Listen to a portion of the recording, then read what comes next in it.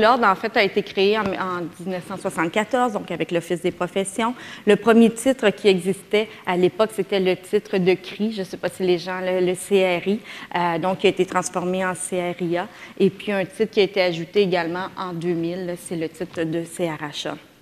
Donc, la raison pour laquelle on utilise CRHA, c'est tout simplement le nouveau marketing publicitaire que je vous dirais. Donc, on regroupe maintenant 9000 CRHA et CRIA. Donc, le programme touche principalement ces porteurs de titres, mais également 3000 personnes qui gravitent autour de l'Ordre, donc des affiliés et des candidats à la profession. Au cours des 5 dernières années, on a connu une augmentation de 27 %. Donc, je vous dirais que ça grossit rapidement à l'Ordre.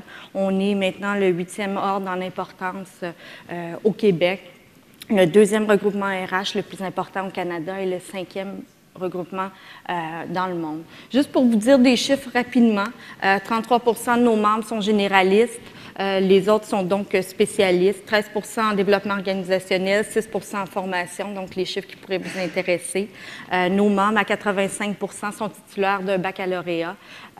Également, pour devenir membre, il y a 5 diplômes qui donnent accès direct. Pour les autres, il y a un examen d'équivalence pour les gens qui ont des profils différents. Notre objectif est d'être reconnu par les entreprises québécoises pour ses membres qualifiés ainsi qui ont un impact significatif, par ses membres pour sa contribution au développement de la pratique et par le public comme un acteur incontournable dans les débats économiques et sociaux pour l'avancement du Québec.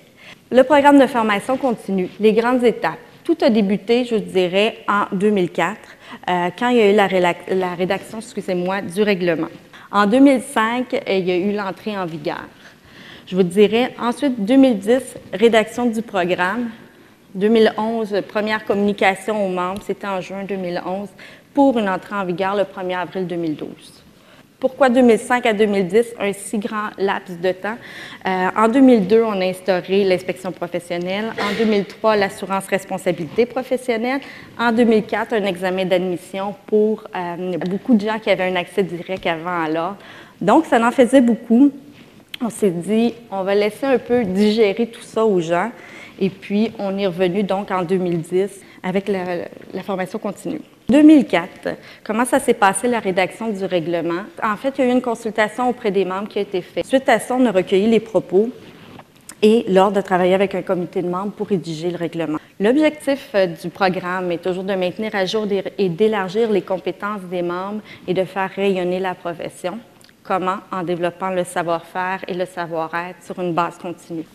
En travaillant avec le comité, en fait, il y a 3 mots qui sont ressortis de ce qu'on voulait que notre programme ressemble. Le premier, c'est simple. Quand on parle de simplicité, c'est la simplicité pour les membres. Ce qui nous a amené à prendre la décision, en fait, que les membres, dès qu'ils suivaient des formations chez nous, on va les rentrer directement dans leur dossier en ligne. Quand on parle d'inclusif, inclusif et dans le type d'activité de développement et également dans le contenu accepté. Inclusif également dans le où les gens peuvent suivre leur formation. Ce qu'on voulait, c'est que le programme soit crédible. C'est ce qu'on a travaillé, en fait. Par contre, le défi est toujours crédible, que ça reste crédible, mais être très inclusif également.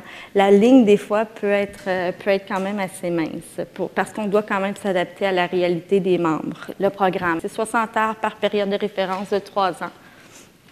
La première période de référence a débuté en avril 2012. Elle va se terminer le 31 mars 2015. Donc, tous les CRHA et CRIA sont touchés. Le programme de formation continue est appuyé sur notre guide des compétences. 2 grands types de compétences, les compétences professionnelles ainsi que les compétences générales.